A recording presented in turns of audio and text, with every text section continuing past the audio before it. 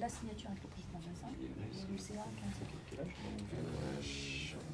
C'est une signature importante parce que on est dans une zone qui était peut-être un petit peu délaissée pendant un temps, et pour les entreprises et pour les habitants, dans le secteur de Sarcelles, enfin dans cette communauté d'agglos, ça amène un progrès remarquable.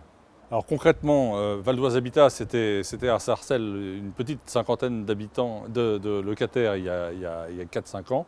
C'est maintenant plus de 1300 locataires, mais au-delà de ça, sur la communauté d'agglos, et même un peu au-delà, c'est 5000 locataires de Val d'Oise Habitat qui vont être relayés par le haut débit dans les semaines et mois qui viennent.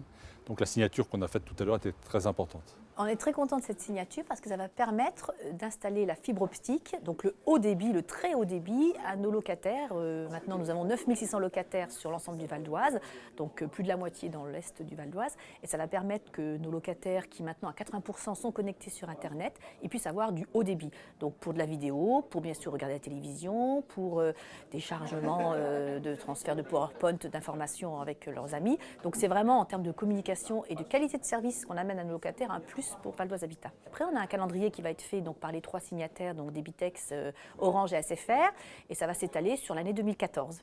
Voilà, l'objectif, c'est qu'à fin 2014, nous ayons 90% de nos locataires qui puissent accéder à la fibre optique. On a vraiment un rôle, nous, en fait, de facilitateur. C'est-à-dire que, bon, on a contribué, bien sûr, à la rédaction de la convention avec les 3 partenaires.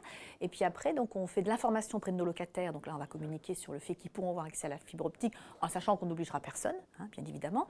Et après, on va permettre aux opérateurs de venir dans nos parties communes, dans les colonnes montantes, passer la fibre, parce que techniquement, il y a quand même un câble à passer. Donc, ce sera nos techniciens à nous qui viendront contrôler quand même que les travaux faits par les opérateurs ne dégradent pas les parties communes et soient faits dans les règles de l'art.